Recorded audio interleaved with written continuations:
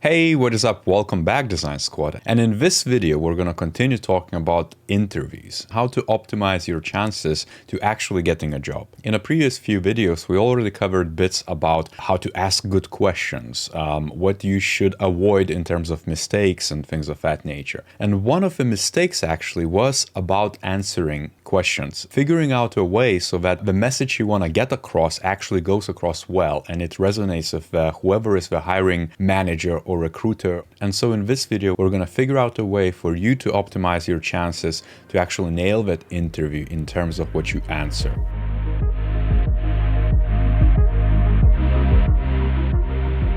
In the interview process, you're definitely going to get a lot of different questions, from your technical skills to collaboration to softer skills and leadership to everything in between, really. But what ultimately you need to know and what you need to prepare is what exactly the hiring team is after. And as everything to do with UX, the most important bit is research. It's going to start with that initial application you make. Like, who are they? Are they a startup? Are they corporate? Do you know what team would you potentially be joining? How big is it? Bits you can actually ask during screening calls, let's say, or other interviews, but chances are you might actually get the answer a bit too late before you actually are ready to, to come in and answer their questions, right? Can you actually go online and research exactly what we do, what their products is like, and what their competition is like, and just preparing to anticipate different questions. So preparation is key here, because everything what I'm going to give you, all those different tools and methods and frameworks and whatever you could apply immediately, is going to be based on that preparation. You need to almost know exactly where are they coming from. For example, if I would be interviewing today and I'm talking to a product manager, let's say, and I'm interviewing with them, their stance and their questions are going to be very, very different. And a lot of it is in your control, because you kind of can influence a little bit how the interviews go, but chances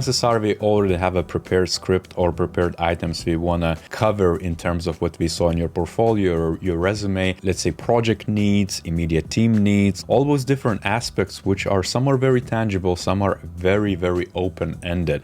And you ultimately need to optimize that those things match up in the end so you look like a good candidate. And so principle number one is very, very simple. And it's really just answering a question with as few words as possible, meaning not making it a bloated story, risking losing the attention of whoever you talk to. For example, myself, I remember interviewing and telling an answer to a question, and I would just almost go on for quite a bit until I would lose the trail and almost arrive at the conclusion that I totally forgot what was asked to begin with. If you get to that point, chances are you already lost the attention of whoever is interviewing you.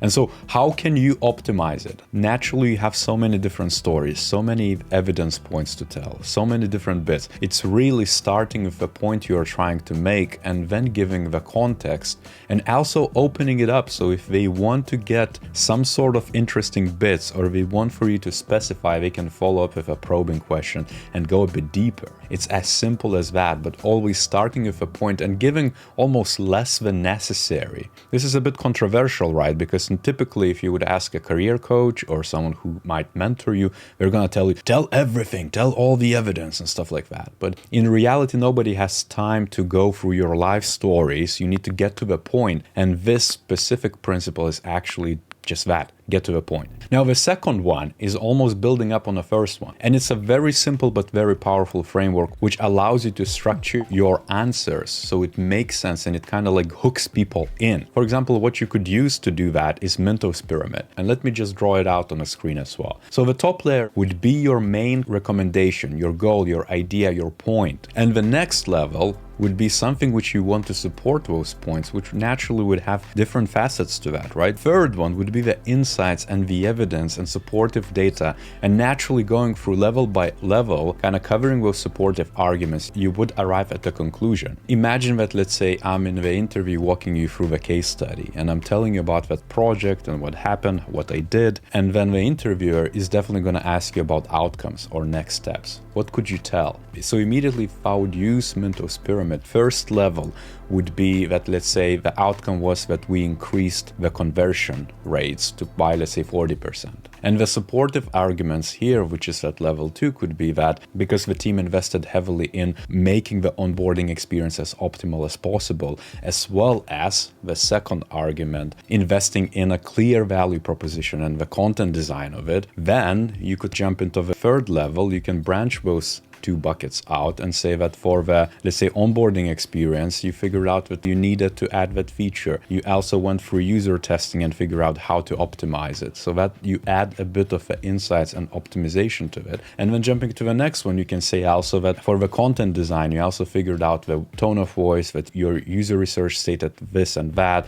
and through user testing, again, you could optimize it further. And then the conclusion would be that, hey, this is the outcome, basically. You ultimately start with the main message, then you jump to the recommendations, insight, supportive, and then you hammer it the point down with some sort of hardcore evidence or measures or statements which really like make it almost like evidence-based, right? And you can go vertical by vertical until you fill in a picture. But the point here is that you still would need to very much so prepare for what could be asked, or you need to know, almost practice through your cases of, let's say, I don't know, outcome could be one of those templated answers, right? And just prepare for it. And it brings us to the third question, which is really the preparation is again key, but what you should be doing for each interviews is almost like going through your history and recapping the key moments.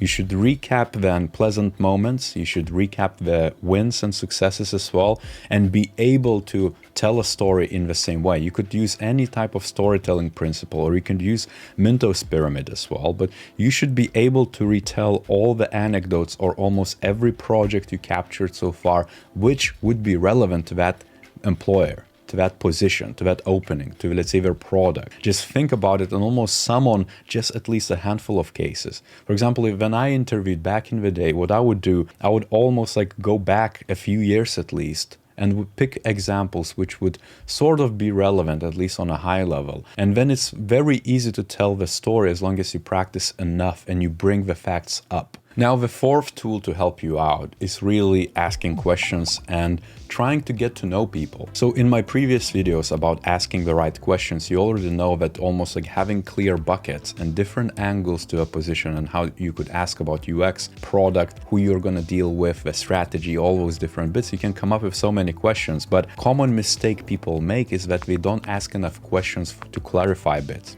I would rather you be very rude or lose tact in the conversation and just be like, what do you mean? Or can you clarify things, and almost fire back with a question if needed, then just go on a tangent and wing the answer, because then you're definitely gonna miss a point. But if, let's say, you get very general question given, or someone is just being quite vague in that, you can try to answer, but then follow up at the minimum with a clarification, does that answer your question? Or follow up with a clarification that, hey, this is on a high level, do you want to find out more specific bits within that, let's say, project journey or something on what you define on a high level? So you can and you should be calling out for questions or clarification points. For example, myself, when I interview, I don't even think twice.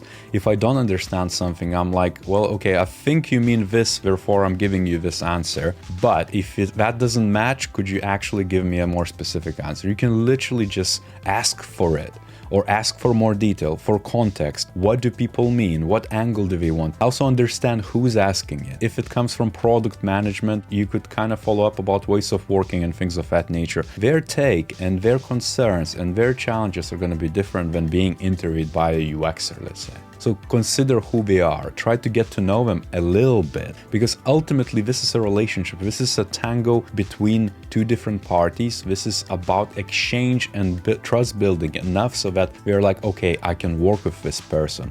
And that point you can only get if you exchange equal information between the two parties and you can actually make that decision. And you know that you still need to bring the evidence, you need to bring the measures, you need to be as specific and succinct as possible from the previous points, right? But the last point is going to be more about showcasing your strengths. So for example, in each answer, you shouldn't be BSing or you shouldn't be sugarcoating, but you should be putting a positive twist to things. You know, sometimes we're gonna ask you about shortcomings, or something what didn't go well, or interpersonal conflicts, or how did you manage some sort of underperforming colleague if they reported to you. And of course you could tell it how it is or how it was, because people don't know the context, they're gonna see it in the most negative light. So what you could do is really put a positive spin, the learning out of it. What would you do different? How did that influence your development? Think about those things. Sometimes you might be asked about your weaknesses. It's such an odd question to ask, especially from a stranger, but what you could be doing and you should be doing is really paraphrasing it and saying, I'm right now learning or trying to improve these things, and then list them out. So you have a positive spin to it. It's not just like, oh, you know, trying to BS and saying, oh, I work too hard. Not that case. It's really just trying to say, this is what I'm learning right now. It could be that you're learning to deliver through others and learning to manage others. That's fair enough. Or maybe you're already a manager and you're learning to decentralize the decisions, so you don't become bottleneck, which you might have done in the past. You're trying to trust people and give them more responsibility. That's one of the things, you know, it's a weakness, but you're trying to improve on it. And trying to be understood as much as trying to understand the other party. And of course, you're gonna be nervous, you're gonna be all over a place, you might forget a lot of different things. But if you take these few principles, it's much more likely that you're gonna prepare in the right way and not kind of over prepare or be able to recite. Like, the, you know, another thing just not to do is to write a script just like bullet point and run through it. It's a conversation. See exactly what makes sense in each and every situation to pull up as the evidence or a fact and say, here you go, this is my answer for you, and then see where it takes you. As per usual, I hope this is useful. Leave a comment down below if you want me to cover something specific to do with interviews, so I know what you want to see next. On that note, I'll see you next time.